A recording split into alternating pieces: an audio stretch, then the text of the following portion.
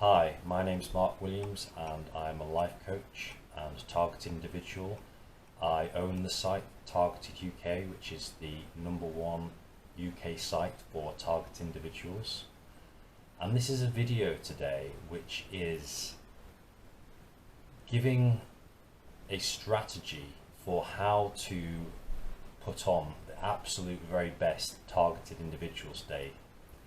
So just to give you a little bit more background information as to who I am, I'm also have been a professional internet marketer and have owned businesses in the past such as on eBay, and also I have been in a professional networking group, which is the biggest networking group in the world, and have used marketing and networking as part of my approach to my businesses that I've had in the past.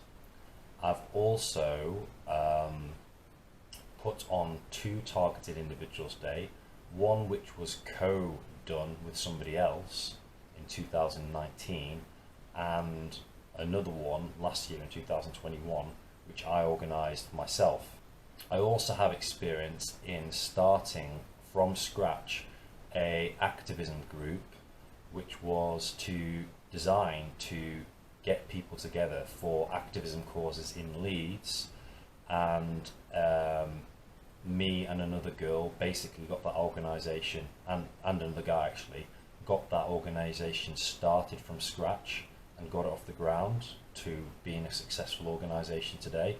So this is just a few things that I've done just so people know that I'm qualified to speak about what I'm going to say. So I've seen some of the Targeted Individuals Days, and don't get me wrong, it's great that people are turning up and showing enthusiasm despite some of the horrific tortures that are going on.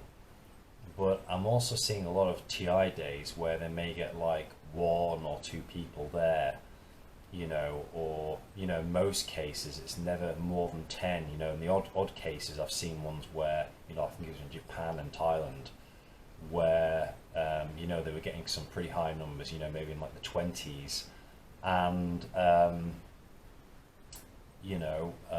few others, in America I saw some good ones where they were getting some good numbers, but by and large the numbers are nowhere near large enough to really represent our cause if we're really going to get heard. And I think this is a real shame, that the numbers are not there yet, and that the numbers haven't really grown that much in the 3 or 4 years that TI Day has been done. So, there was, I think it was in 2019, there was some pretty good numbers, but then the year later, they seemed like they got even less. And then, 2021, it was round about the same numbers that I was seeing, from 2 years ago. It didn't appear like there was any growth. There should always be growth because, you should be collecting email addresses for a start, to capitalize on your previous protests so that you can always send them email lists out again to the people who've already been. And that's one way you can grow it, just, from off the bat that I can think of. So the events that I put on, the first event, which I co-hosted with another TI,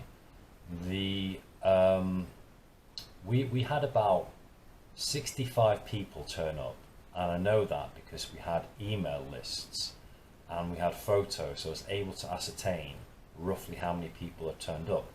And that, to my knowledge, is still the biggest, or the joint biggest, TI Day that was ever put on in history. I saw one in, I think it was Portland in the US, which looked like it had a lot of people, but I don't think it was quite that number. It may have been in and around that amount, but the point is that, we should be looking to get around 100 people, at least.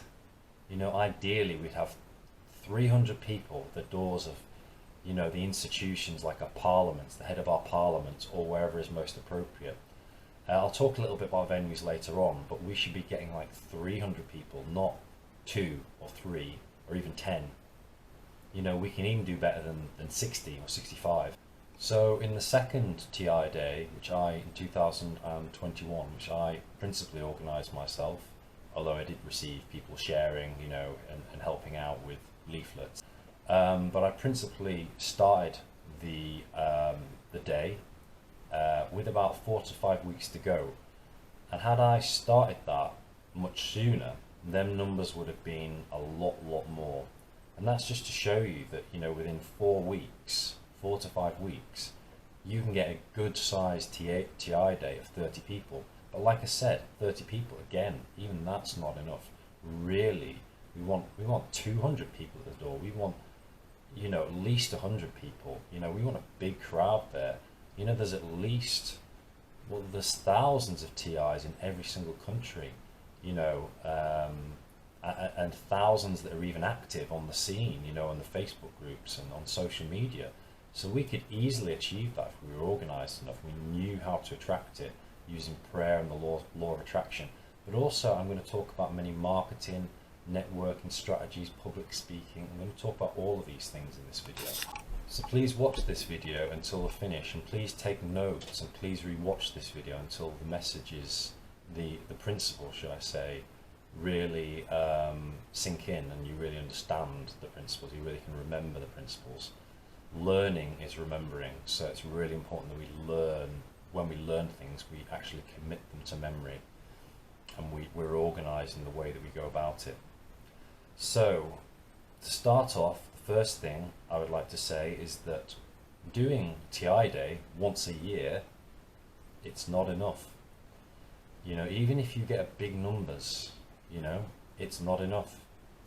And the way this really should be done, if we can say that protests are the most successful form of activism, which according to my research they are, actual, getting involved in the real physical world, not in the digital world where you're you're posting on Facebook or you're doing something like that, or you're writing an email. I'm on about in the real physical world. That is where the real results come. And so protests, according to my research, are the number one form of change, of getting change from government and from institutions. And this has been proven, from effectively how effective some of the protests have been for climate change and other important issues, where actual tangible results have happened as a result of staging them protests.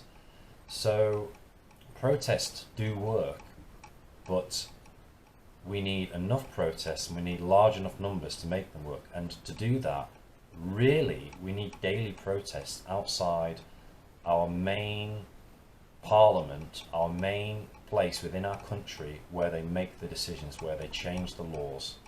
That's where ideally we need to be doing them, or outside the major news channel for our country. These would be the two places that I would recommend doing the protests to make the most impact, because it's the members of parliament or the politicians who need to see your protest. It's the people in the news, in the most important news station in your country, who need to see your protest. And you can make contacts with them if they come out. If any news reports come out, you can speak to them, get their number, ask them to report it, and then network with them. Keep following up, follow up, and try and get them to report it. So daily protests, and that's one of my campaigns, is campaign number 5. If you go and check that video out, it tells you a little bit how you can do this. But in brief, it needs someone to step up and to organise daily protests at their place of parliament within their country, so that people can just turn up on any night and they know that there is a protest going on. They know they have a representative, a leader who's running them protests. And I know this may be a lot to ask, but the question is how badly do you want your freedom? If you wanted it badly enough, then you would do that. And if this is something that is resonating with you right now, then that may be something for you to do. Or another way you could do it is that one person could be the overall leader, and then you could get 7 different people, and each person is responsible for one night of the week. Or maybe you have 3 leaders that do 2 nights each, for example.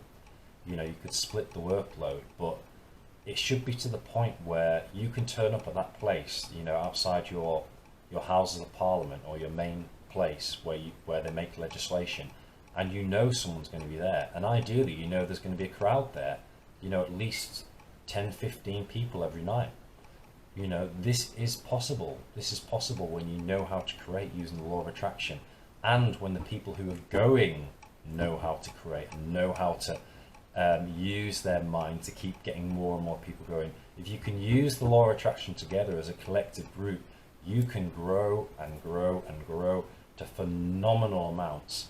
And that, what I've just said, cannot be understated. That's probably going to be the most important thing I will say in this entire video, is using the law of attraction, using the power of prayer, which uses the law of attraction, to collectively manifest greater and greater numbers to your daily protests, or to any protest that you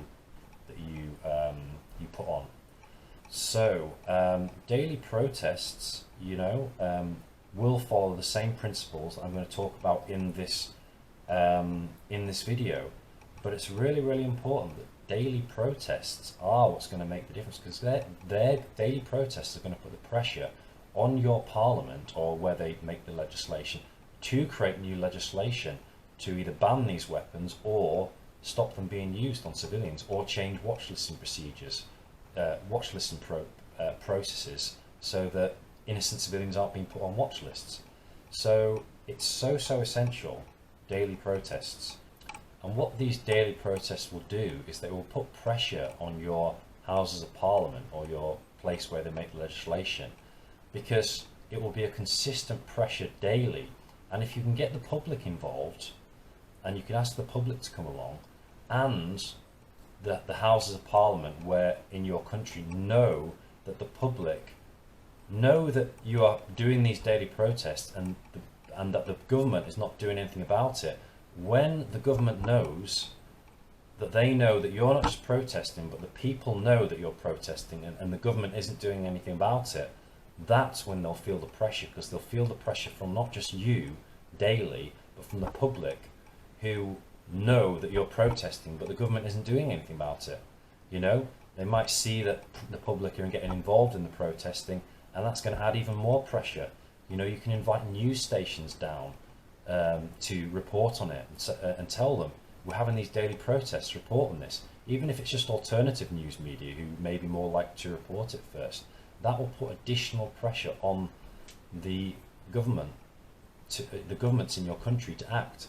So that's really, really important. You can do media campaigns to all of the news media stations in your country and ask them to come down and report. You can write to human rights groups and also tell them that you're doing daily protests. So please remember, when I go through this video, all of the principles that I'm applying here for TI Day would apply to any daily protests that I would love all the different countries to start doing. Daily protests in the capital, the main place of their parliament. The second thing is, you know, at the very, very least, people should be doing protests 4 times a year, maybe once every season, you know, that kind of amount, to make an impact. You know, if this is such an important thing, protesting, it's the main way that change is created in society, then 4 times a year, at the very least, you know, is the kind of level that people should be organising. If they're going to organise big protests and really market them in advance, then ideally, once every season, you know, once every equinox or solstice would be a good time to do it, you know, just to break it up. And that way you could at least prepare for them, and really prepare some big ones where people would come from all around the country. You know, you could do both. You could do the daily protests, and you could do, you know, big protests where, you know, you organise it 3 months in advance, where you get everyone from around the country to come down. You know, that would be the kind of pressure, the daily protests and the seasonally protests, to really put a pressure on your places of government. So now I'm going to start the main principles of how you can be successful with Target Individual Day. So the first thing is that anyone can make this successful, and the first thing that you should do is start early. So the earlier you start, the more successful you will be. It's as simple as that. The more you'll have chance to build up your RSPV list, which I recommend doing a Facebook event, and then you'll see the numbers of people RSPVing just increasing and increasing over time. And so starting early is the key. Don't start, I see most, TI groups appearing to start 3 or 4 weeks before, if that, and it seems to be, this is my presumption here, I'm not 100% on this, but from what I've seen, it seems to be a group of individuals messaging each other and saying, we're holding TI Day this year, are you going to come down, are we going to meet up, maybe like on an email group or something like that, because I've only ever seen one other Facebook group advertising TI Day. And I think that's a real shame, because it's the Facebook events. When you put on a Facebook event, sorry, I said group, I think I said group earlier, but I meant Facebook event.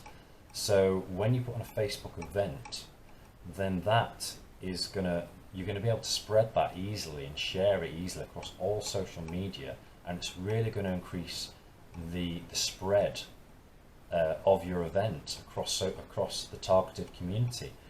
Just emailing each other or ringing each other or using random email groups is not going to be enough. It needs to be marketed across Twitter, Instagram, TikTok, and all the different major Facebook groups, both globally, the global groups on Facebook, and all of the ones in your country.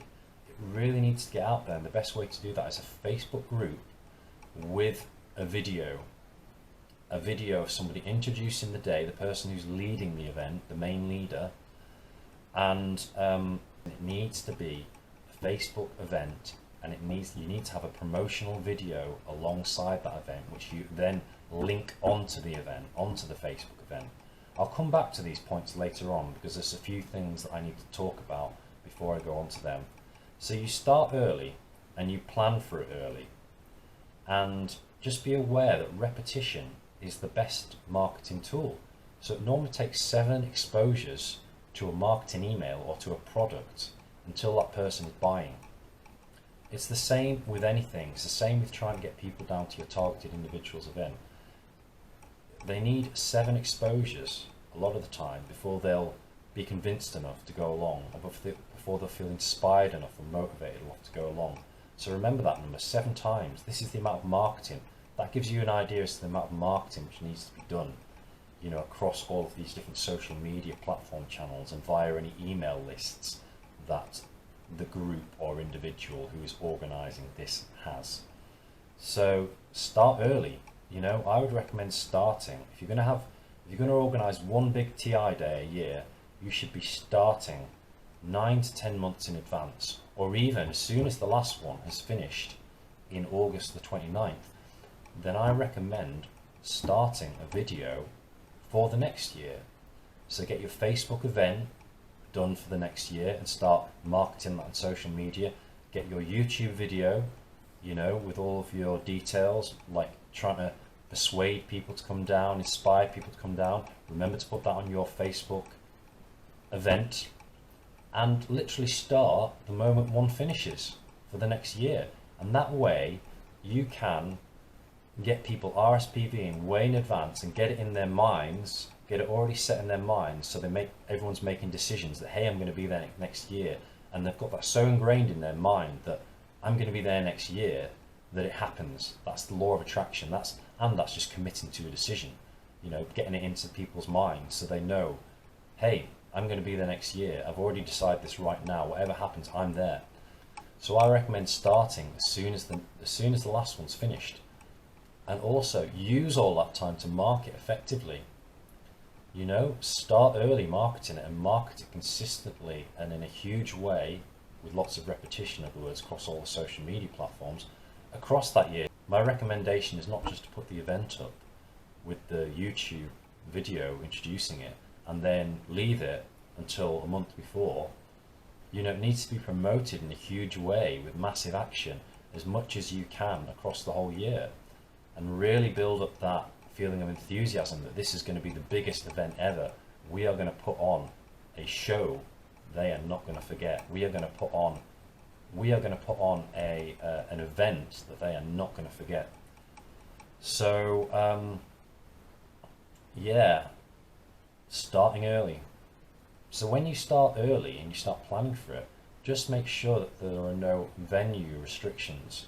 Like for example, when I was doing some research into Westminster, there were restrictions in terms of using loudspeakers and things like that. You know, sometimes you have to ask for permission in advance. So find out what the rules are in your country.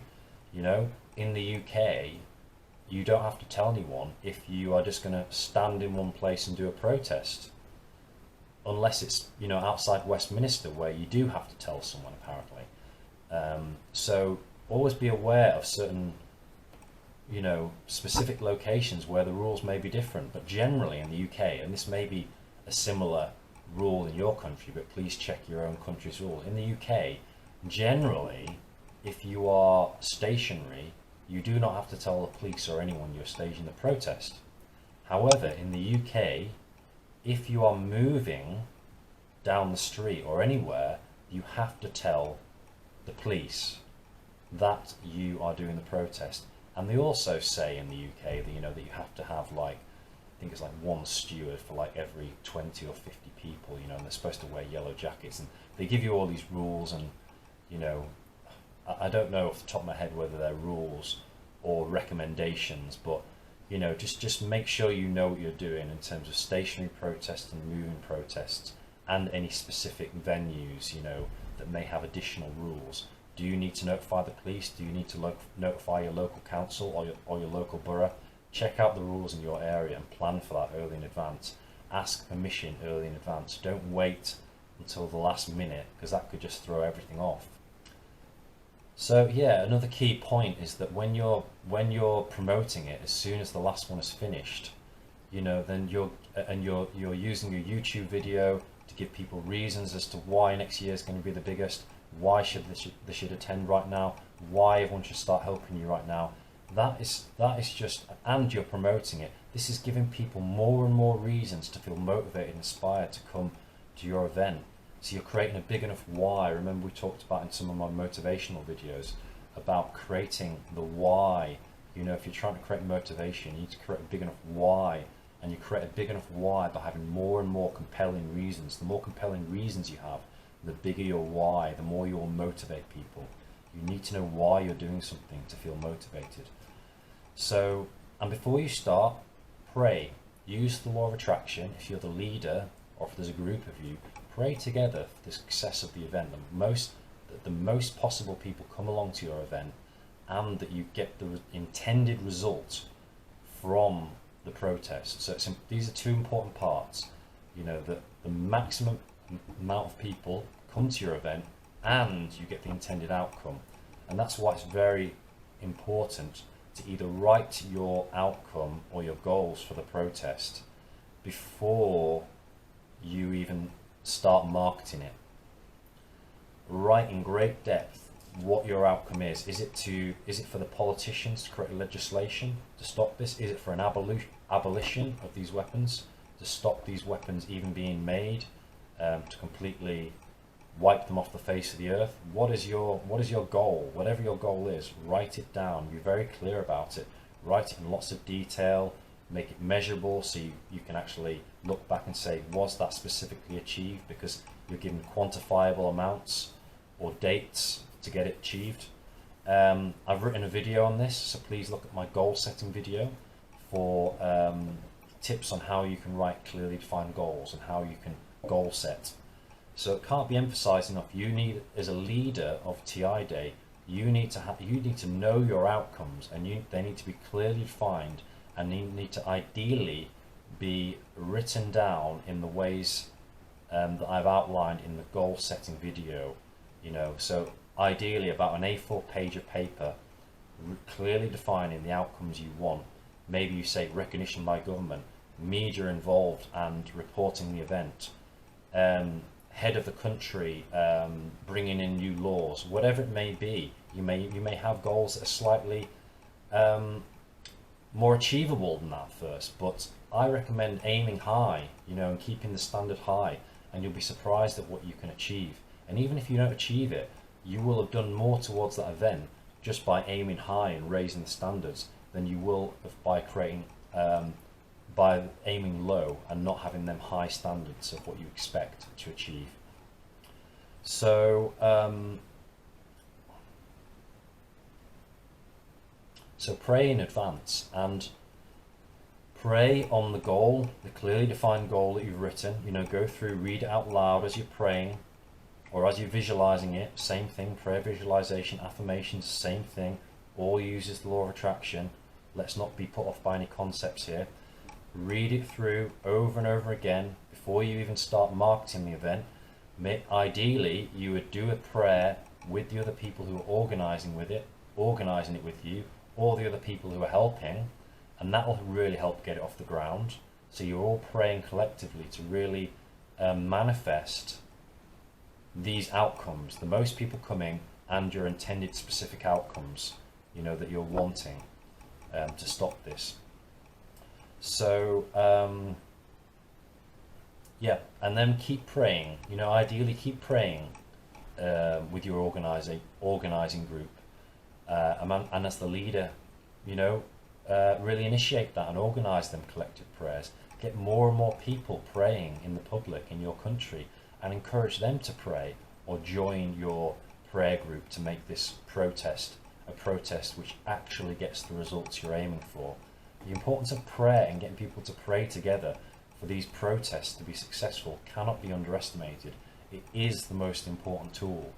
It is the most important tool. We create everything in here in advance. Whatever we can conceive in here and see in our mind's eye, we can create in the outside world, because the outside world is just a reflection of what's going on in here.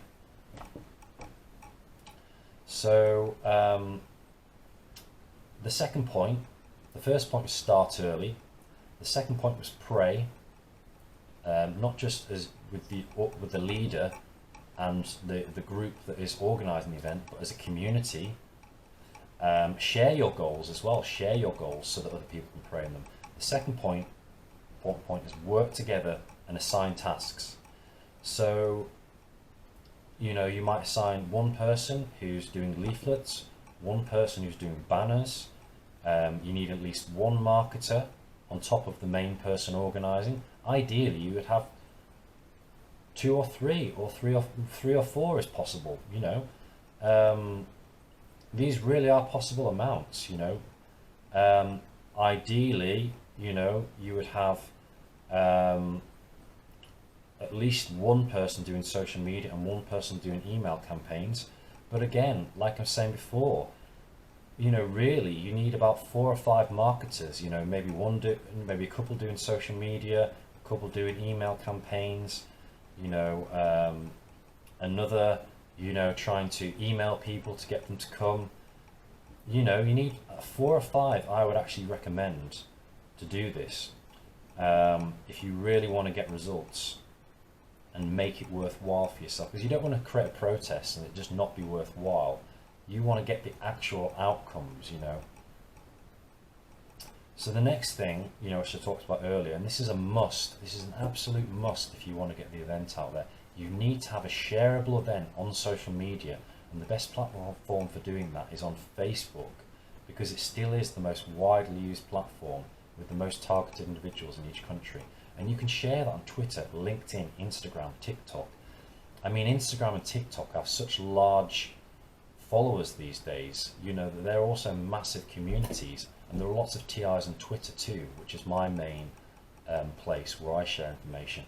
So you can get the link and actually share them on these places, or create an event on these different social media platforms with the similar thing on these platforms, which is the same as Facebook events. You know, maybe like Instagram events or TikTok events. I don't know what it's called, but you know what I mean.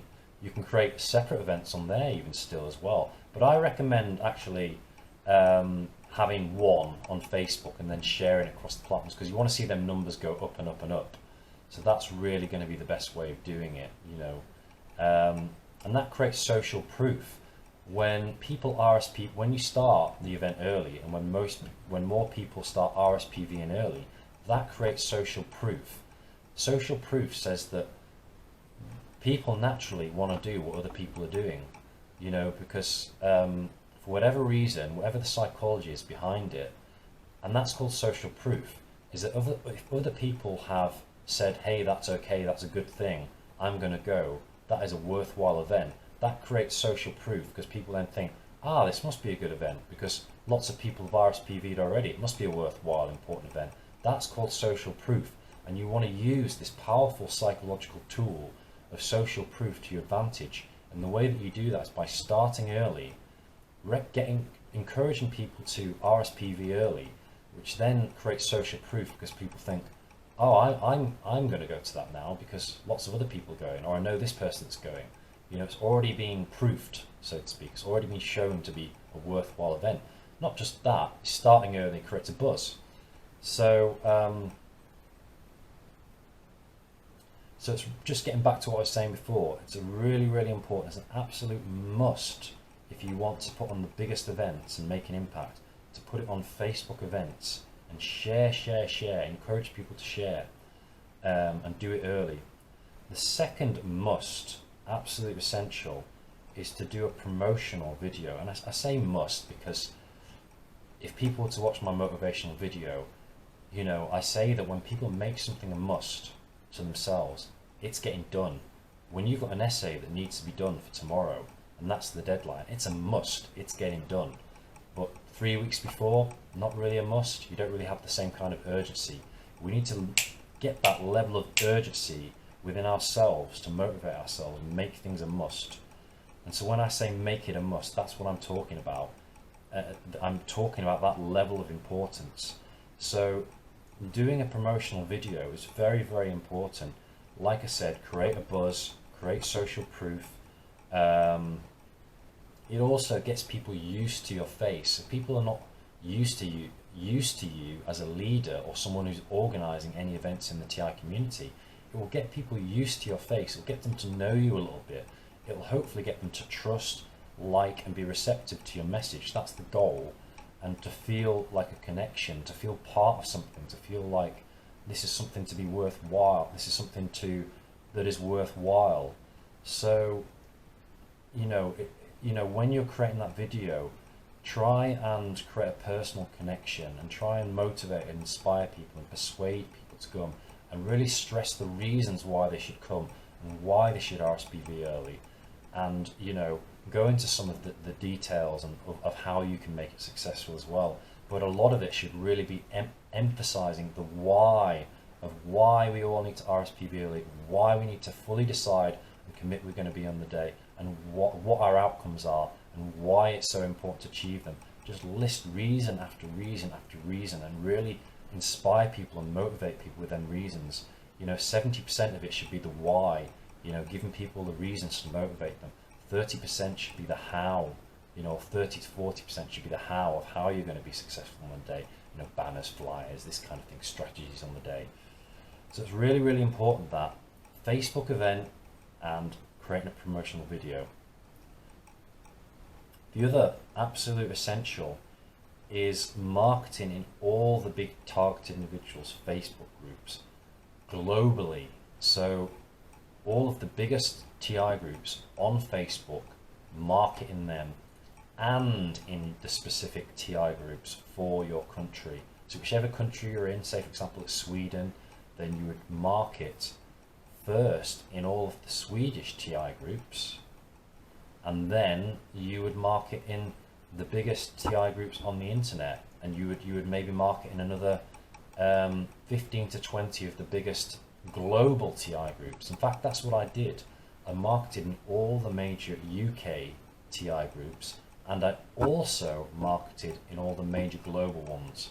So there was maybe like 4 or 5 UK ones that I marketed in, and I did that maybe 30 times. The first time I promoted this, I may have done this 30 to 40 times at least for all of these different UK ones and the global ones. So there was about 4 or 5 UK ones, and there was about 15 global ones.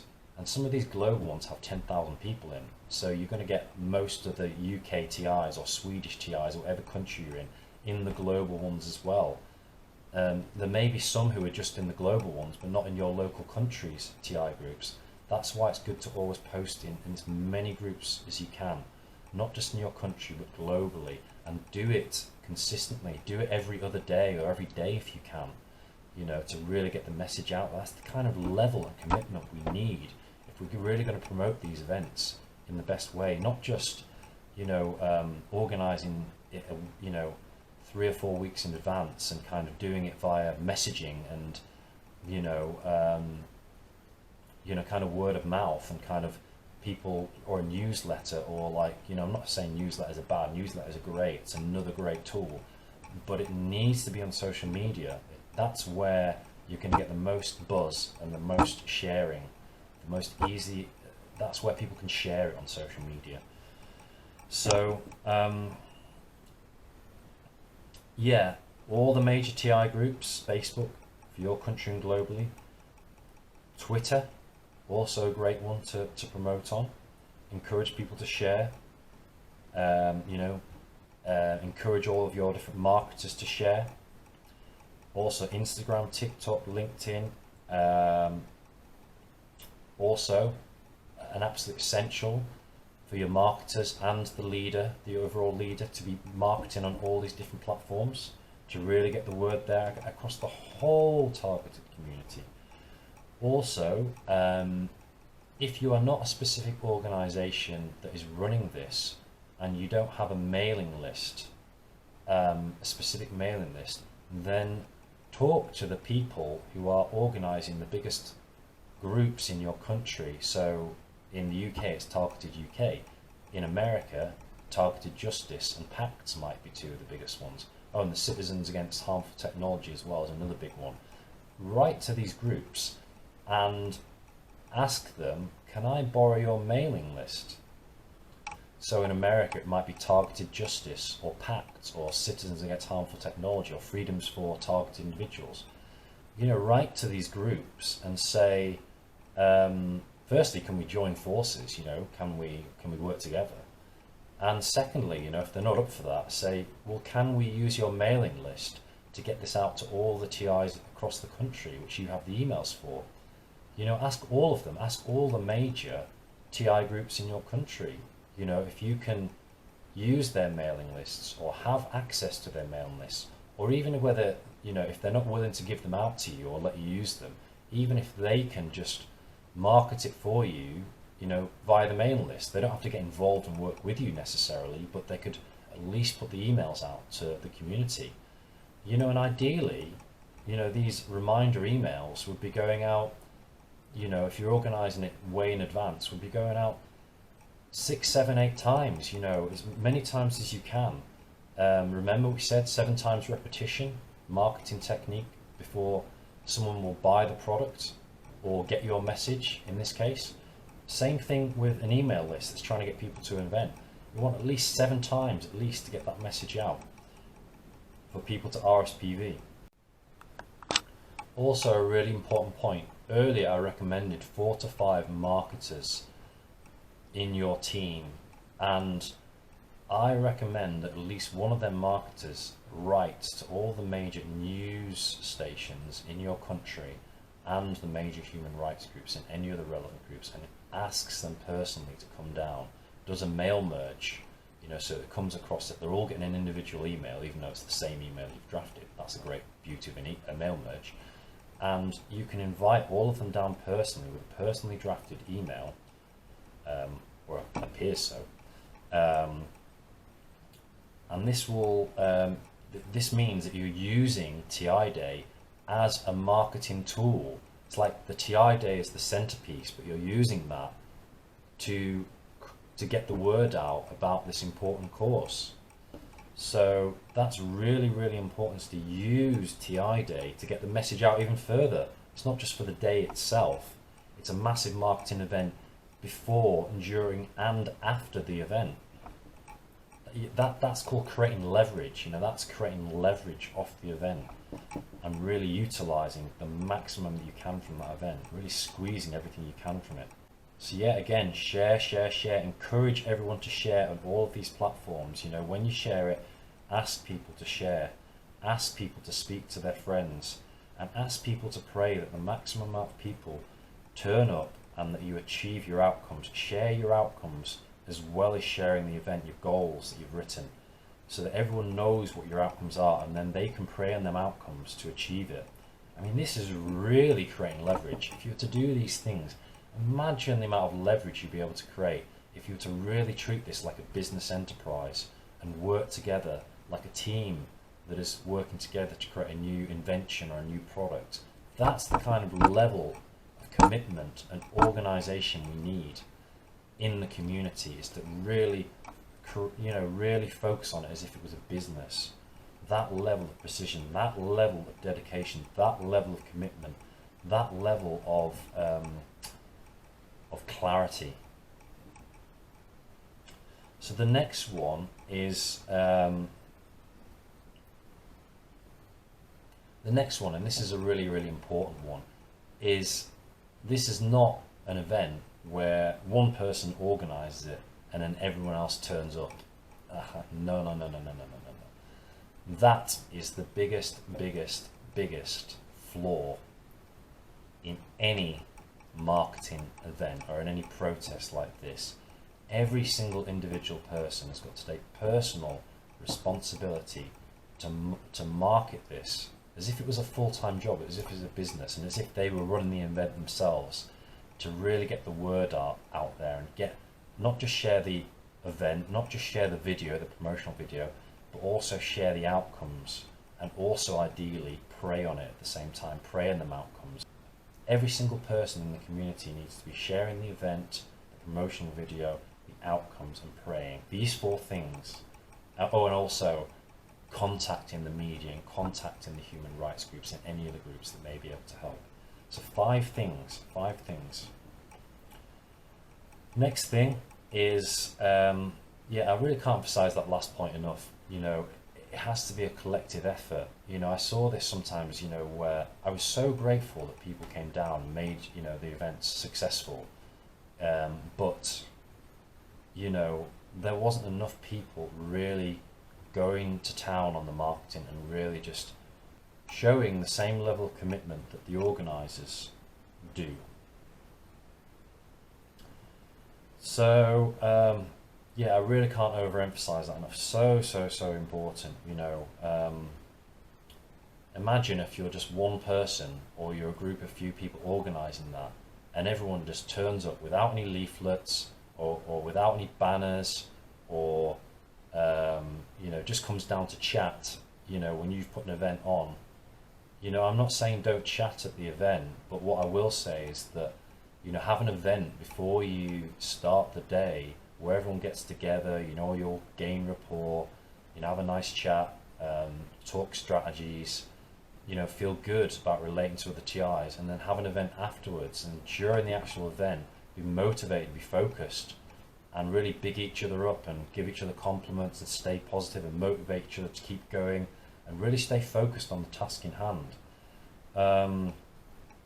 But everyone should be getting involved. Everyone, it's not an event for one person to organise and for everyone else to turn up. Imagine how you would feel if you were the organiser, especially after organising all of these things and repeatedly putting them out on Facebook, and then for people to turn up and to not just have ignored your message and ignored all of your very valid requests in terms of what's important, but also not shared this themselves, or shared it very little. Every time you see that, you should be sharing it, and you should be taking the initiative to share it and get organised to share it whenever you can. Next thing, point number 7, signs, and more signs. Everyone should be bringing signs down to a targeted individual protest. So it's recommended that the organisers make some signs, and make the signs, potentially, so they've got their logo on. So if it's like an organisation, for example, like Targeted UK, ideally you would have Targeted UK, as maybe like a logo on there or something, as well as your message. And people should also take responsibility for making their own signs and banners, and maybe showing some of the abuses that have occurred on there. If they had any burns, that would be a good thing to put on there. and make it emotive so that when people see it, it inspires emotion from them, because emotion is what creates change. Emotion is what persuades. So we need to raise people's emotions as much as possible. It's a very interesting psychological tool, is learning how to shift people's emotions.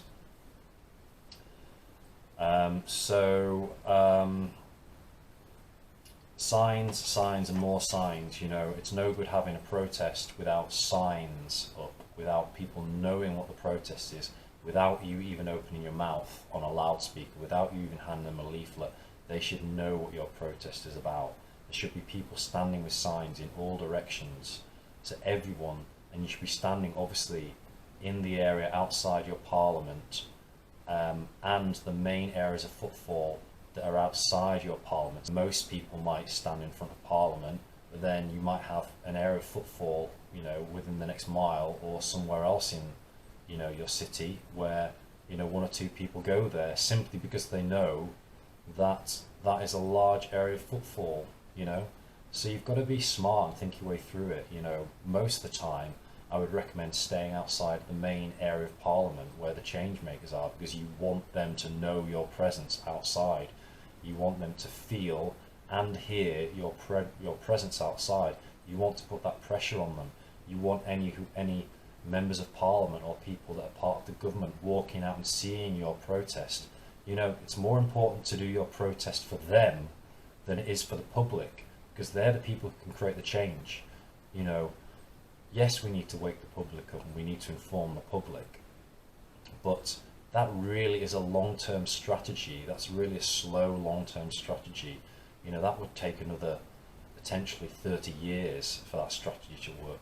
We need to be more direct and actually raise awareness with the people who have the power to help us. And the main place that I recommend we should be aiming all of our attention on in the targeted individual community is the place where they can actually create legislation, which is the Houses of Parliament, or whatever the equivalent is in your country.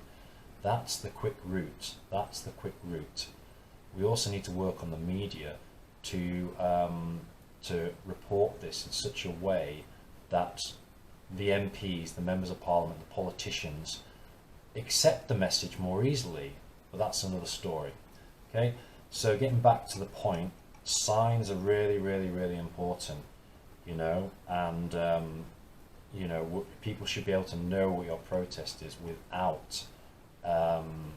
without even hearing you speak. Again, please create signs early. Encourage people to create signs early, because otherwise you might turn up to the protest and no one's got any signs. And you know, one protest that I did, and again, this is, when I say these things, I'm not being critical, but I am just saying it, you know, I am just saying it because I'm trying to really get the best out of the community, and I'm trying to really recommend things I know will help the community. So, you know, rather than people be sat down, everyone should be doing something. You know, everyone should be handing out leaflets or have signs, or, you know, talking to the public or making a noise with their voice. Everyone should be doing something. You know, no one should be sat down, you know, at the protest, and people should know that they are part of the protest. They should be seen as one big protest group. Your group should be seen as one big protest group, one big unified group. If people are sat down, then people may not know that they are part of the protest. And this actually happened in one of my protests. And again, I'm not being critical. I'm just trying to encourage the best techniques to get the best out of protests here. If people were sat down and people who were passing, it wasn't obvious that they were part of our protest, because there were people being active at the front, you know, handing out leaflets, you know, with signs, banners, and then there were 2/3 of the protest was sat down at the back. And again, I'm not being critical here, but it wasn't clear that they were part of our protest. So everyone should be doing something. Everyone should be fully focused and working together while the actual protest is on. And then after, people should go to the pub together and socialise and have a drink. Point number 8, I've already mentioned this before, but all the public should take should take personal responsibility for promoting, not just sharing, but personally speaking to others to go down to the event. So this is another way that people can help, is by asking other people and encouraging other people to come down, especially if you know other TIs that live in your local community or near you. You can send them a message and say, hey, I'm going to this. Here's the link, please RSVP. Are you going to come down? And try and get them to commit there and then and say, yes, I'm going to come down. And ask them if they're going to come with you. And that's going to be a good way to get that commitment from them. And it's going to be a fun event for you to go down together to do. When I say fun, obviously it's not fun in one sense, but it is good meeting other TIs. It's good to socialise and to network and to meet other people that are going through this. It's very good for us emotionally to have that. So yeah, really, really important. All public take personal responsibility for promoting. Point number 9 is, I've talked about this as well, RSPV early, encourage others to join. And RSPV in early, and especially when you get the numbers up early, create social proof. And when you create social proof, which says that this event is good, this event is worthwhile, this event is important, other people will go simply because other people have already approved it and also view it as being valuable. Very important psychological concept, social proof. Number 10, and I've already talked about this a little bit, individuals must fully decide and commit that they're going to go. Instead of having language like, oh, I ought to go, I should go, make it a must. Make it a must that you're going to go. And it's that level of commitment when you make it a must to yourself, even if you're feeling like crap on the day, even if you've had a bad week prior to it, even if you're busy, even if you're this, even if you're that. There's a million excuses we can all make. But if you make it a must, if you fully decide and commit, then, World War III could come, you're still going to that event. You've burnt all the bridges and all you're doing is going towards the opposite shore. You're not looking back on that burning bridge. You're reaching the opposite shore. You're going to that protest. You fully decide and you've committed. Point number 11. Individuals find as many reasons as they can. So if you're struggling to find the reasons or the motivations to come, write down all the reasons why it's a must that you must attend. Write down all the reasons why you should go. All the pleasurable reasons, like meeting other TIs who are going through here, getting a chance to communicate with them, make some new friends, achieving our outcomes, whatever they are, they're going to be kind of probably a mix of kind of getting to know TIs and kind of that unity feeling, and then there's probably going to be a mix of, the kind of outcomes that they're trying to get from the protest, get the government to act on this and so forth. But list all of the reasons if you're finding it difficult to motivate yourself, and that way that will help you to fully decide and commit to be there. So number 12 is get a very good loudspeaker for the event, and this is especially important if you're the organizer. But I recommend that maybe 2 or 3 people get a loudspeaker and you take turns to use the loudspeaker, or you share one of the loudspeakers, but just as long as it's a good clear one that's got a large volume on it, because city centres can be very noisy places. And make some noise. This is really, really, really important. Is everyone should be seen to be part of the protest and seen to be doing something active, handing out leaflets, holding banners, holding signs, speaking to the public to educate them, speaking to any members of parliament or whatever that come out, speaking to the press, whatever. But everyone should be doing something, and it's really, really important that we make some noise, that we make it damn clear that we are not accepting this and we will not go away, and that we will keep coming back until they do something about it. Really, really, really important. Make some noise. In 2019, that's one thing we got wrong, and that's my fault as one of the organisers, is I didn't encourage people to make a noise. And again, really, really, really important. I take full responsibility for that. People The way they listen is when you move them emotionally, and you do that by showing them the suffering and the hurt, and educating them, and making some noise, and showing them there's real people behind these abuses. That's why getting out in the real physical world is the most important thing you can do, and protesting is the most important form of activism.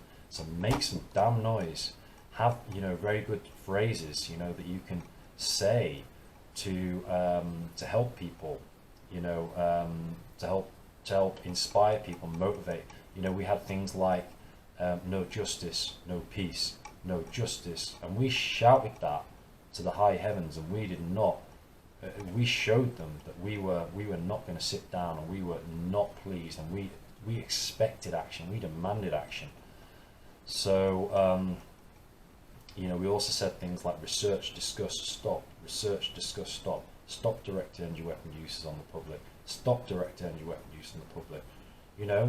Really short, clear, sharp messages, that really hone in the point, that really outline the point. Come up with your own, whatever works. Somebody making a speech on the day, also with a loudspeaker, also very important. Try and gather a crowd first, encourage people to come round, and then say the speech. If the press come, or the police come, or there's large amounts of police there, educate them. Use that as an opportunity. Think, right, there's lots of press here, there's lots of police here. Now I'm going to do some public speaking.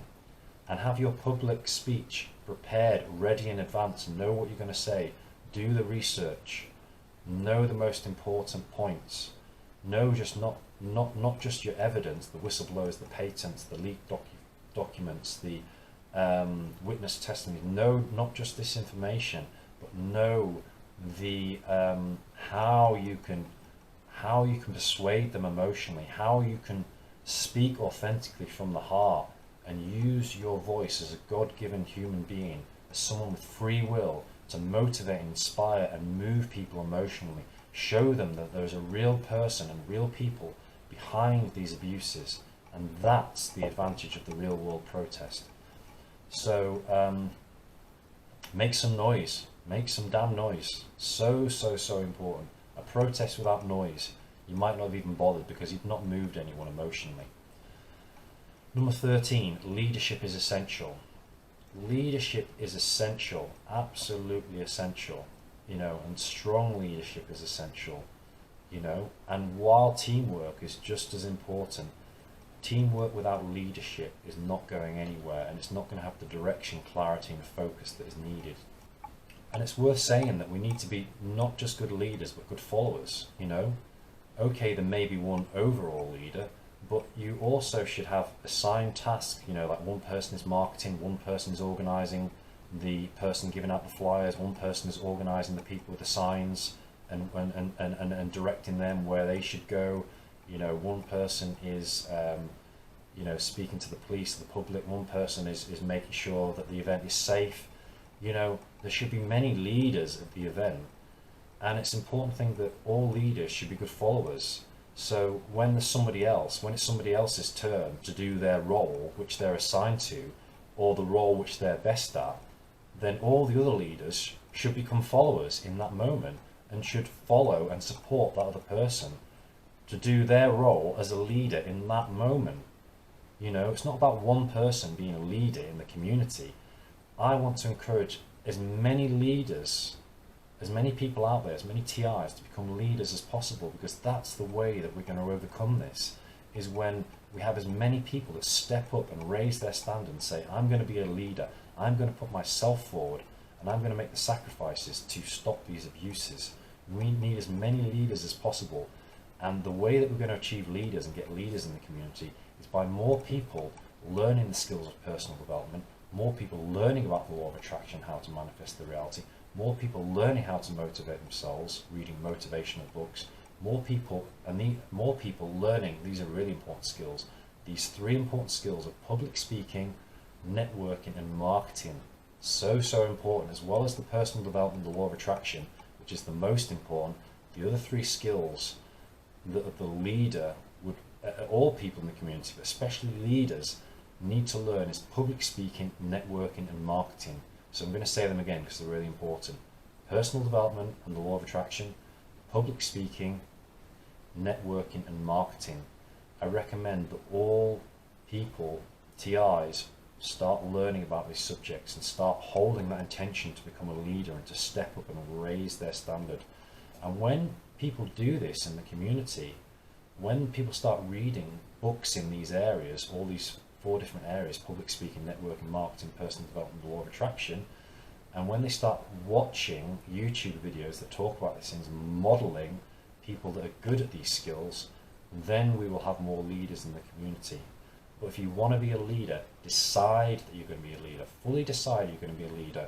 Set your goals, write really clearly defined goals, measurable goals, with quantifiable outcomes you can achieve, and then learn the skills of leadership. There are many great books on leadership out there as well, many great gurus out there. When we say gurus, I mean it's like someone who's writing these books who can tell you how you can be a good leader, instruct you, etc., etc. Leadership, a lot of it is about body language as well. It's not just about what you say and how you say it. 60% of communication is via, 65% of communication is via body language. 30% is via how you say something, the tonality, and about 10% is words. So in society, we've got it the wrong way round. We always focus on the words we're saying. We want to focus 65% of our on how we're actually portraying ourselves. Do we come across as a strong, powerful, compassionate, caring leader, or an organized leader, a credible leader, someone who's good with people, knows how to motivate and persuade someone? Do we come across as all these things, a confident leader? So important, to have these skills.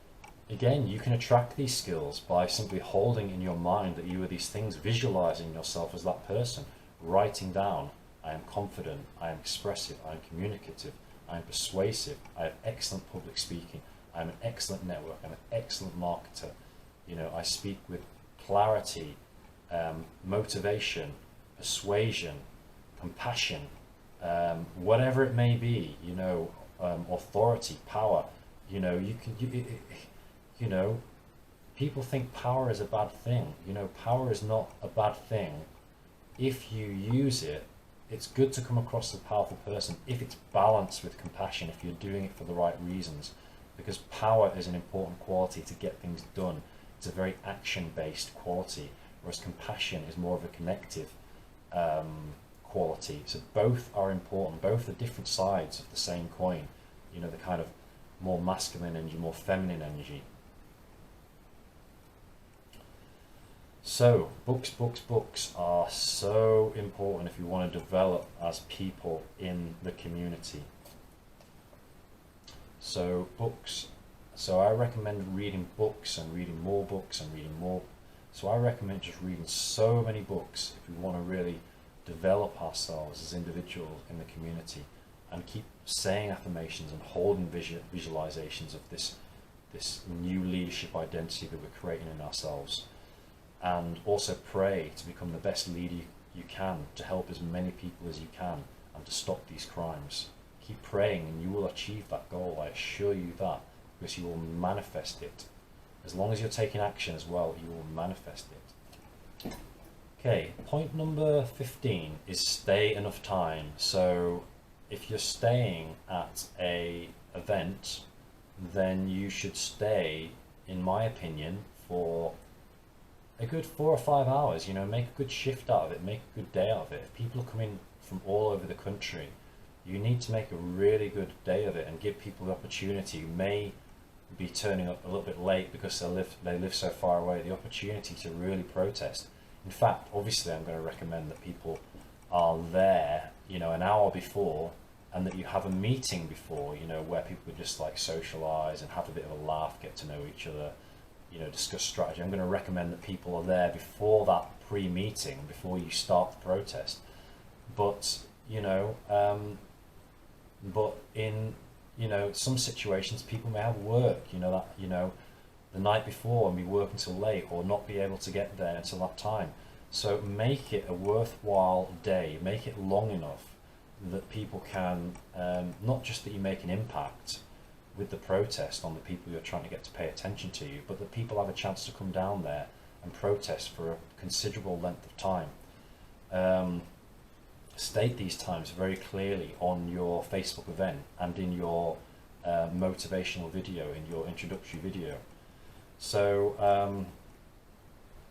also organise post events, you know, where you go to the pub afterwards and you just socialise, have a meal, have a drink, whatever you want to do. Very, very important to build team spirit and community and to network moving forward.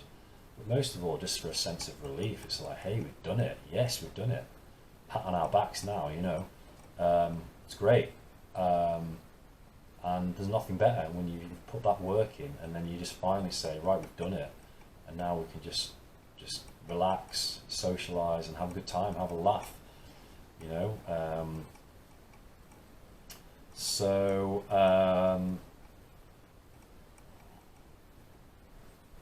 Yeah, so before, obviously, it's very, very important that you not just socialise before. So you might meet at a cafe or you may meet in the pub, you're just somewhere out in public. But it's important that you spend some of that time organising the event before you actually start, so everyone's clear and everyone's on the same page. That's part of good leadership.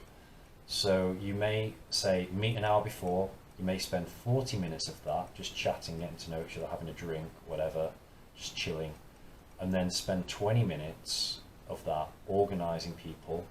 And you should also, this is really, really important, I'll actually include this as a separate point. So point number, I'll call it 15.5, and this is basically saying that in that time where you're all discussing the strategies, where the overall leader of the protest is outlining the strategies, and when you're discussing strategies between all of you that's going to work best, then this is the time to outline the strategies, the best strategies that are going to work in the event. And some of these strategies I will be outlining next for the next points. So really important that everyone's kind of is just clear on what they're doing. And the first one, so this is the next point, point number 16, is don't overwhelm people. So if for example we are making a lot of noise, which I recommend people should, and there is a group of about 20 or 30 people and the public is walking past this point, then they're not going to be receptive to your flyers because you're making too much noise, and you may come across as too direct, too overwhelming, too noisy, and the nature of what we're talking about is also quite intense. So they may get scared or they may feel overwhelmed. So the way to get around this is by splitting up, you know, and you can do this by the people who are handing flyers out can go to the periphery of the protest, maybe stand like 15 meters away, you know, and hand flyers out 15, 20 meters away. Or like a couple of people can go, you know, down the street in either direction, you know, away from the noise of the protest, so that people who are coming, you know, or just walking, they have no idea what the protest is about. So they're not going to be resistant to that because they feel scared, because they feel it's a scary topic. So they're just going to take a leaflet. You just say, just smile and say, and just hand them a leaflet. Or you say something that's not too overwhelming or scary for them when you hand them a leaflet, and you smile and you be approachable. And that way they're, you know, 90% more likely to take a leaflet than if they're walking through a big crowd TIs, like shouting and like waving banners. Yes, we need to do that because we're standing outside Parliament or, you know, our news station. But we also need to get the message to the public, and the way that we can do that is via splitting up and via people standing a little bit away from the main crowd of people that's making the noise, you know, maybe 15, 20 meters away on each side, and then further down the street, another couple of people standing further down the street, you know. And I'm also going to, you know, insist another, well, I'm going to say another really important point is that people should be also educating the public. So rather than just handing a leaflet out, people should, you know, hand the leaflet out and then ask them a question or engage them in question and just say, have you heard about this, or can I interest in you in this, or I just want to tell you. In fact, it's better to be more direct and just say, I just want to tell you about this situation if you just have a minute or two, and just be very polite and say, have you got 30 seconds, or I want to just outline what is going on, the severe human rights abuses that are going on, or the government is not listening to us. Can I tell you a little bit about the history about this? Just phrase it in a way that is not going to be too direct and overwhelming. You kind of ease them in, because most people don't have any kind of understanding of this. And so we want to kind of like respect where their level of understanding is and what they can handle in any one moment. Because if you're new to this stuff and you've never heard it before, it can be quite like intense subject, it can be quite overwhelming, and some people just don't want to know about that. So you kind of have to ease them in, tell them a little bit about the history of it, and kind of in a general way, and how this got started, and then kind of like build on that. So you're always giving them something believable to build on. You're building on the last point that you've made in a logical way, providing evidence every step of the way, so that they come to that understanding. But engage them in conversation as long as you can, or as long as they want to be there. Always make sure that you've handed them a leaflet. If you haven't handed them a leaflet already, tell them how they can contact you. Outline and say, here are the websites you can go to. It's very important to emphasize the contact details, the website, and how they can contact you. And ask them if they can help. In my situation, for example, for me, my main goal is getting people to flood 10 Downing Street with emails and letters. So you could ask the public to help that.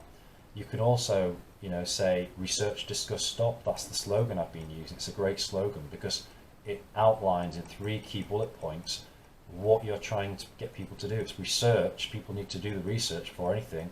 Discuss it with other people. Form groups, form alliances, and then stop it. 3 important steps: research, discuss, stop. So educate the public as much as possible. If you see any of the people, like the MPs or the news reporters coming out, just really be aware and keep your eye open for the important people who are coming out of these venues, or that may have been invited down and have come down the day, and network with them, market with them, get their details and follow up, always follow up on any leads, and keep following up until you get your goal. Don't give up. Persistence is the key. So follow up with the public as well. Follow up with them too. So don't overwhelm people was the main point. Point number 16. Be friendly, know how to speak confidently, openly, with this, whilst, be friendly, but also get across firmly the seriousness of the matter. Also, learn persuasion techniques, know how to get your point across in a way that is it's like, this is happening. I'm not being pushy about it. This is definitely happening, and I know this, and I've got the evidence to prove it. People need to do their research before, so that they know what they're going to talk about, and they know how they're going to persuade the public and tell the public about these important things. They need to know all of the different important points of evidence, the main points of evidence that are going to persuade the public, and they need to know how they're going to portray that, how they're going to hold themselves, how they're going to speak, what's the tonality in their voice can be. To really think about these things before you speak to the public, before you even go down to the event on the day, and pray before that you can persuade the public or any journalists you meet down there, that you can persuade them in the best way. Pray that you're going to meet the perfect contacts down there that are going to help you to stop this. Pray that you're going to be able to purvey the information in the right way. So, in a way that is right for them, in this moment, not overwhelming them, not giving them perhaps too much information at certain times if they're new to this. Secondly, the next thing is splitting up and splitting tasks. So the first point I made earlier was that all people should be working while they're there, and not just making idle chit chat. Save that for before and after the events. but when you're actually there, the protest should be 100% focused and should be 100% focused on making noise, making connections, and making an impact. And 17 is split up and split tasks. So, you should have pre-organised earlier who's going to be doing what on the day, who's going to be organising the people with the leaflets, who's going to be organising the people with the signs, who's going to be organising the people making speeches, or the person with the loudspeaker, and then you're going to have the overall protest leader organising these other leaders, the signs leader, the leaflets leader, and the loudspeaker leader. You could split it up like that, for example. But if everyone's splitting up and splitting tasks, then it means that the overall organizer is not running around like a headless chicken. And I really made this mistake, in the first protest especially, but even in the second process, I didn't ask people enough to help. I hadn't organised this in advance and said, can you help me organise the, where the signs are? Here's how I'd like the signs to be done. Could you help with that? Have you got any suggestions even? Ask them that. Maybe they've got some good ideas too.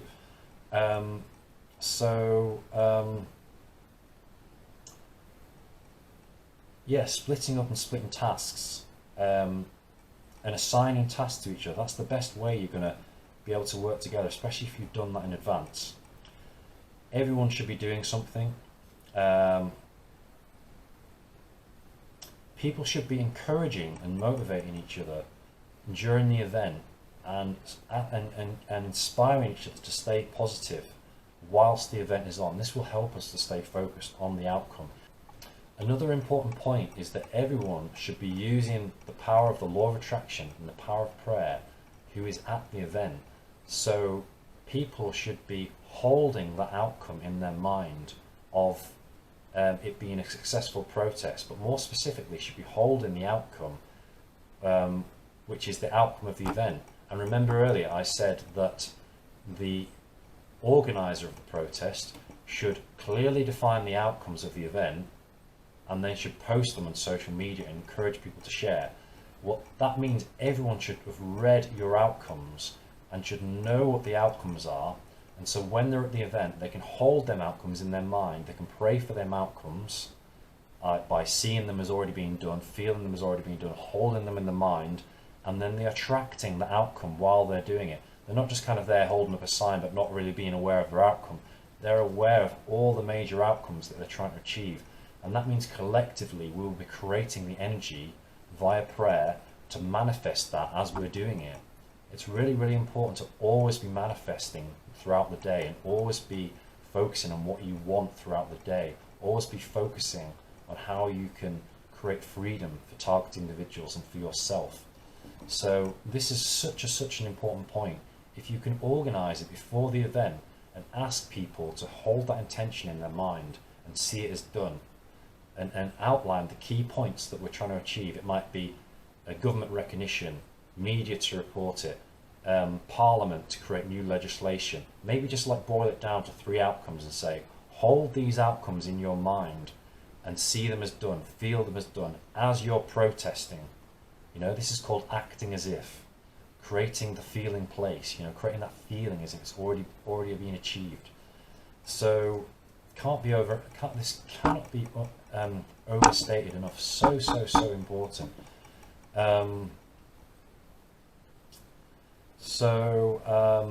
That's another way we can work together. Number 18, handing leaflets further down. I've already talked about this. This is a way to not overwhelm them. You may even have people, handing leaflets down in another part of the city, have 1 or 2 people in a very busy footfall area. You may even decide to do that. The leaflets should be very clear, should have the contact details on you and the website, and there should not be too much information on there. Ideally, it needs to be very short, sharp, to the point, and very visual in nature. So there are some TI leaflets that I think it was May Kashara was promoting, where it says demand change, and I know they were very good. email me for a copy and I'll send you a copy.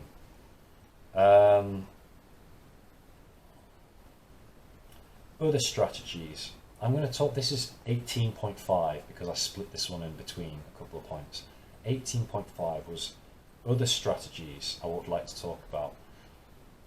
Interesting. So I had this idea of creating a strategy where people chain themselves. These are more extreme strategies, but to be honest, like, we need to do something that, you know, gets reported on by the media, that really creates an impact.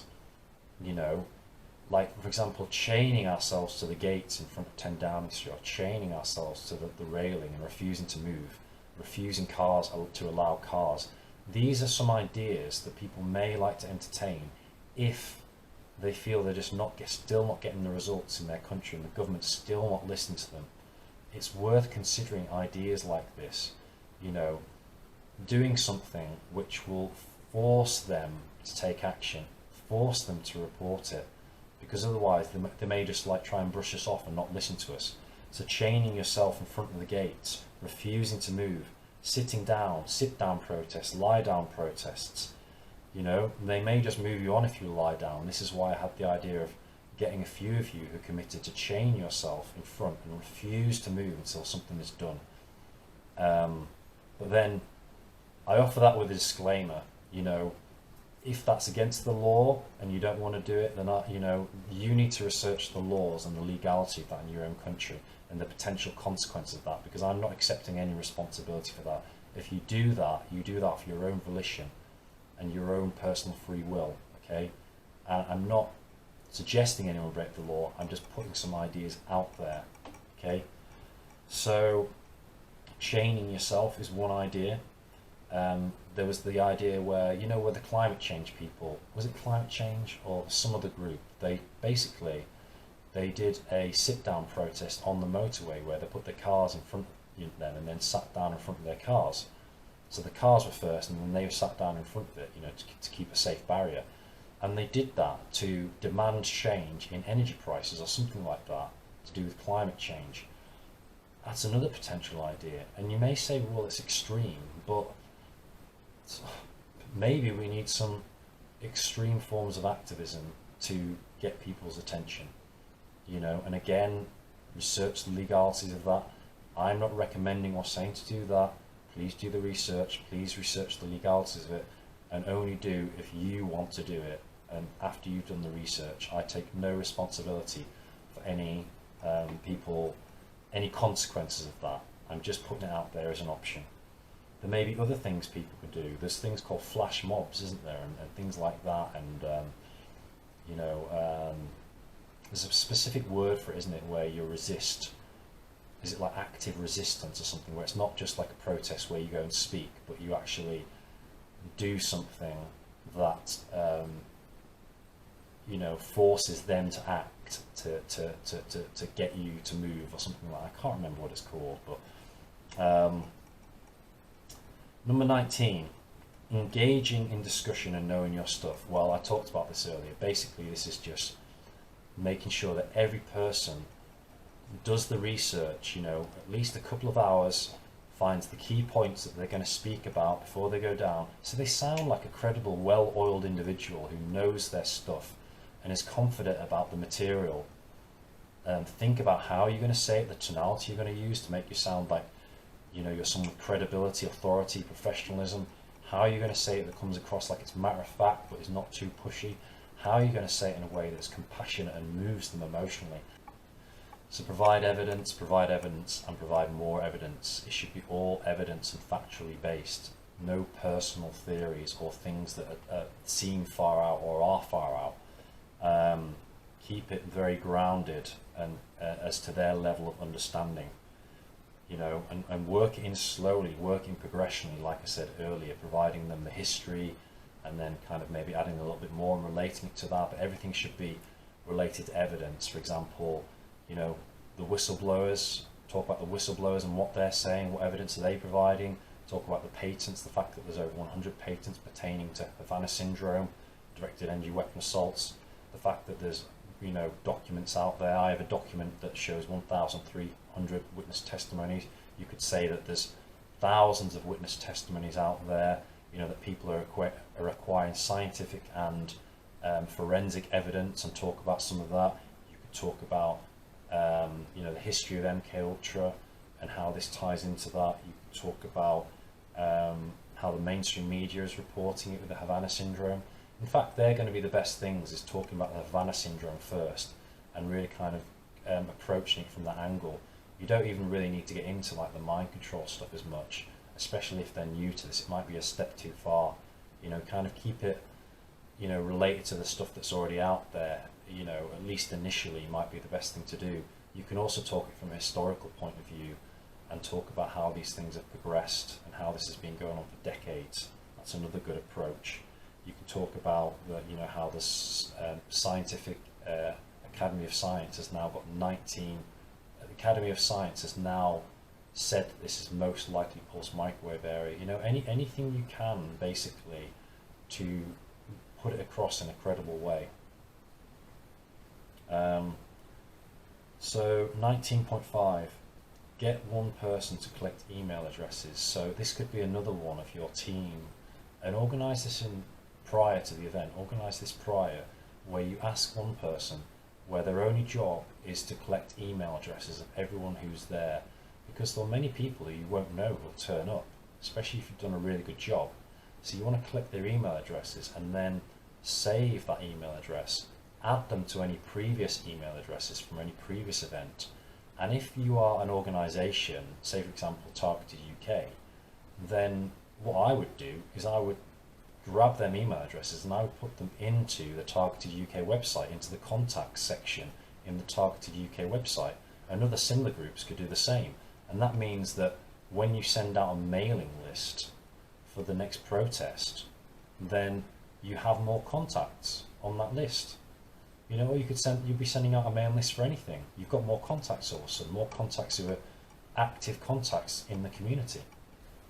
So it's really, really important to have someone who goes around and grabs everyone's name and email address. And please, I recommend people emphasize when they're writing to write clearly and legibly, because I had a list that was written once and I couldn't read about 20 to 30% of the emails on there. You know, some of the letters were not legible. So it's really important that people write down very clearly, you know, in the best handwriting. Number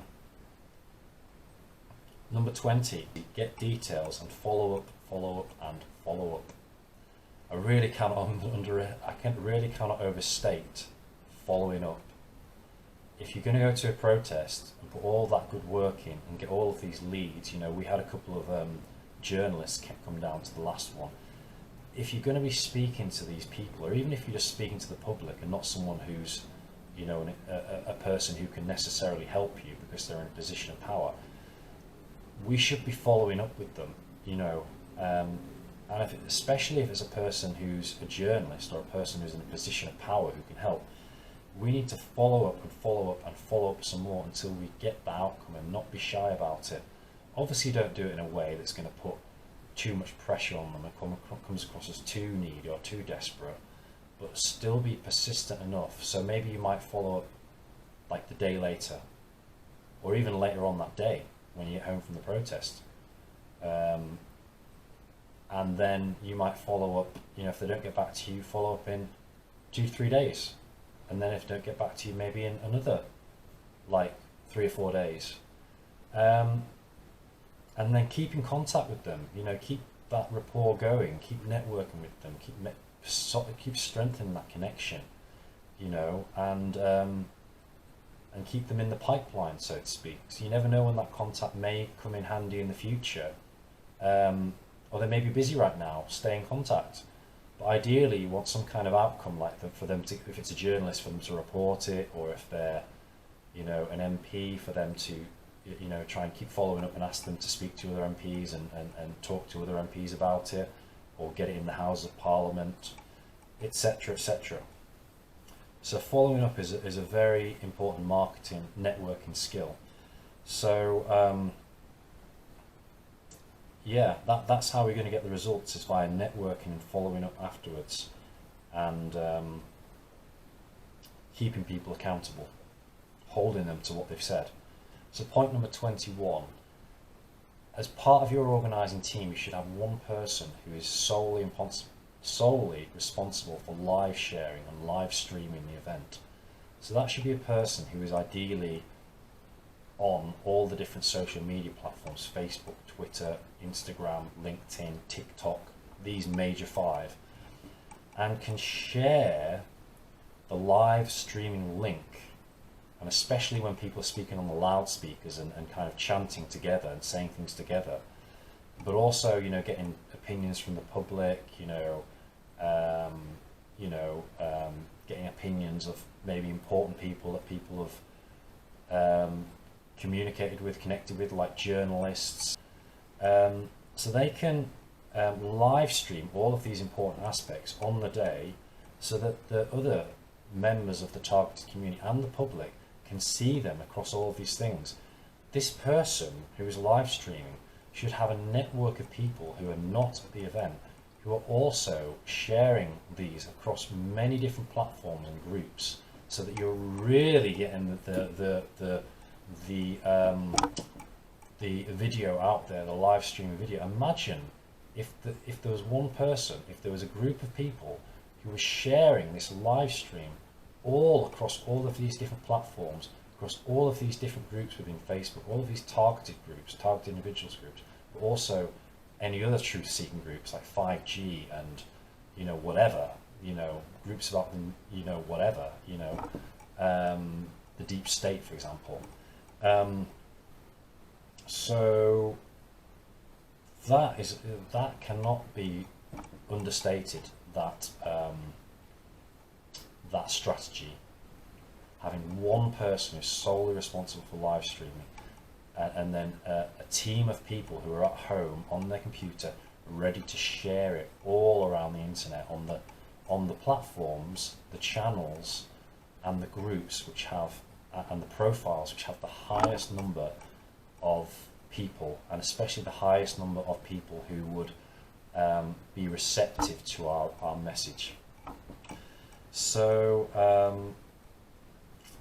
also you should have one person whose sole responsibility is to take videos and pictures of the day, although you should organise a few people to be going around and taking pictures with a really good high quality camera, really professionally done. Ideally have a professional doing this, and organise a professional to come down and do it if you know someone who's a professional, or you know someone who's a photographer, maybe not a professional one but a very good one. You know, it's probably best to have a videographer, someone who's doing the video and doing it professionally, and that's their field, you know, that's their line of profession, you know, that's their line of profession. And then also having someone who's doing photos to keep them separate, because it might be too much to have someone who's doing videos and photos. So you'd probably have at least one person shooting videos, but then recommend other people take videos as well, so you get as much footage out there. All the people at the protest should be taking photos and videos, but I'm recommending that you should have one official videographer, and then maybe like a couple of kind of people who have been organised to take good quality videos, and then you should have maybe one professional or like main photographer, and then you should have another 2 or 3 people who you've organised in advance are going to be taking the best quality shots available. And this way, if you all work together and if everyone is taking videos and photos, you're really going to be able to put that out afterwards, have that content to put out on the internet afterwards. So very, very important that. Okay, we're nearly there. So point number 22 is sharing the event afterwards and marketing the event afterwards. So again, you can do this via all across social media, you know, Facebook, Twitter, Instagram, LinkedIn, TikTok, and across all the major groups, targeted individual groups and truth seeker groups, or any of the groups who are going to be interested in our message, receptive to our message. You can even put it in groups that maybe not receptive to our message, but have large numbers of people within the groups. Get it across all these platforms and all the major groups within these platforms. You know, market it via email campaigns, via mail merging. Mail merging is where you have one email, but you have a spreadsheet with all the email addresses on. and the names of the people, and then you just you can send the same email to all of these people on your spreadsheet, and it comes across like an individual email to them. So it might be addressed Dear Mark, or Dear John, or Dear Stephen, or Dear Christy, or Dear Samantha, whatever, whatever their name is, it will be addressed to them, so it'll come across like a personal, individualized email. So email is another way. You can contact news networks. I recommend contacting news networks in the truth movement, in the targeted community movement, or alternative media movement, or the mainstream media. Very important to get up to the mainstream media, and show them the footage or any articles which have been written about the day, and promote it, and ask for help. Ask them to help you achieve your outcomes. Share with them your outcomes, and ask them, for example, in my case, one of my outcomes is flooding 10 Downing Street with emails and letters. So this would be a good idea in this case to ask them, when you're contacting these news networks, ask them if they can help you with that, by flooding in emails and saying, we've heard that these abuses are going on and we want them to stop. We've heard this abuse is going on. What have you got to say about that? Is this true? Would you like to say anything to the news channel, etc., etc.? You can also ask for a referral into the news network and try and get on a mainstream news network to report this, so that they have you as an expert witness who can report on the mainstream media. If you can find a referral to get into these news works, that's going to be the easiest way of getting in to these networks. And I talk about that on my one of my videos, which is my campaign to get this into the media. It's campaign number 5, I believe. So please check that video out. And there's lots of information about gaining referrals, and why gaining referrals is the #1 networking tool to really get ourselves in important institutions and get ourselves into important media institutions like the BBC or ITV or Channel 4 in the UK or Fox News. So the last point is point number 23, which is thanking people after the event and really showing heartfelt appreciation for the people who've been at your event and who've actually showed up. That is something to be said for that. And also showing appreciation for all the effort that they've put in, all the prayers, all the working together, every single thing, and really break it down and show your appreciation. You can thank people via any social media groups, by posting all the different social media groups, within Facebook, within all the different platforms like Instagram, TikTok, Facebook, Twitter. You can also do it via a mail merge if you've got their names and their email addresses. You can do it from your platform if you've got a platform, and you have a targeted individuals organization and a website. You can normally do mass mailings from them, where you can thank everyone for turning up and all the hard work they've put in. But that appreciation is going to keep people coming back, and it's going to make people want to come back the next year if you can have that personal connection with people, that personal touch. Really, really important, is to build on that. And maybe you could even, if what I recommended earlier is to create the event for next year as soon as you finished, and you could say, thank you for coming to this one. We've already got our Facebook group up for next year, please RSPV. I mean, you may leave that for a little bit, just give people a bit of time to settle. But if you were really motivated, you could do that. There's nothing stopping you from being that motivated and doing that. So gratitude is one of the most important manifesting emotions, which I've said before. Gratitude is a part of love. Gratitude is the same thing as appreciation. And when you appreciate people and things, that creates more help from them, more manifestation, more results, because it keeps that energy alive, it keeps that energy flowing, it keeps that interaction alive, that interaction flowing. So in summary, what I really want to say is that, in my opinion, is that we all need to really raise our standards to that next level and go above and beyond, way, way, way above where we're at now with protests if we're going to make this work, and really raise the standard of what we're expecting out of these protests, raise the standard of how many people we're expecting to come, instead of like, you know, maybe 10 or 20 or 3 or 4 or 1 or 2, you know, really hold it out there and pray for 300 people to be at the door and get everyone praying together on that. You know, really put them outcomes out and clearly defined outcomes, and ask people to pray on that in the community, and to get the ask them to pray to get the specific outcomes. We need to raise our standard big time if we're going to stop this in the community. And I'm just being realistic here. You know, as a famous life coach, he says, you are your standards. What your standards are, you'll get. Your life and the quality of your life is the result of your standards, and that's why we should always keep our standards high and not allow all the negative beliefs and the negativity and the programming they're putting on us to lower our standards and make us believe that we can't achieve this freedom, that we're not good enough, or that we can't break through this. You know, that's just the bullshit that we need to kind of push to one side and say, hey, I'm rejecting that. We need to raise our standards and refuse to allow it to take us away from them standards. We need to hold our standards no matter what, and make this a part of who we are, a part of our identity, a part of our way of life, and a part of our goals. Our goals define our standards. So we need to raise our standards. That's the first step towards creating personal change, is raising our standards and keeping them there, and refusing to lower our standards no matter what.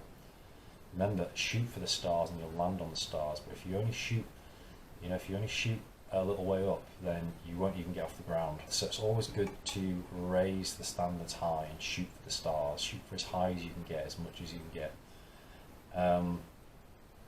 Another thing, very important point, is the way people will be there in the day is if they've got a big enough why.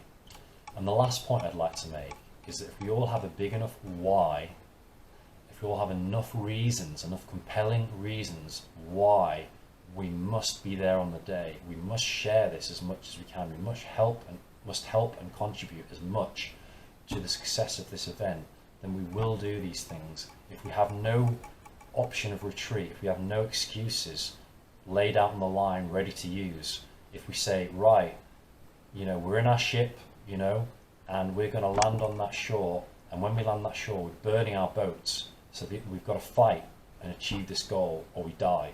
You know, a very extreme example, but it's kind of that level of commitment where you say it is a must, and I'm not accepting any plan B. I am achieving this goal and I'm going for it. When I say plan B, I don't even mean plan B, I mean excuses. I mean where you can just kind of go off to the side and not fully go for your goal. It's good to be flexible towards that goal. So we need to burn our boats. We need to be like Napoleon, who, when they invaded, they got to the shore and they burned their boats because there was not even an option in their mind of going back. They were going to win or die. And it's this kind of idea that I'd like to bring to the table of target individuals. You know, the idea of making it a must and of burning all of the other options, burning our boats and committing fully to our freedom. So thank you very much for listening, and I hope you've got some valuable points from this video. You know, if we really engage all of these techniques, and especially the prayer, you know, getting organized in advance, you know, and attributing different roles to different members who can market it across the board, and the other techniques as well, we can push this to the next level and have, you know, not just like 5, 10, you know, 20 people sometimes, but 300 people outside, you know, our parliament gates, you know, our main news stations. And it's that kind of pressure that is really going to create the difference. Thank you very much for listening, and God bless.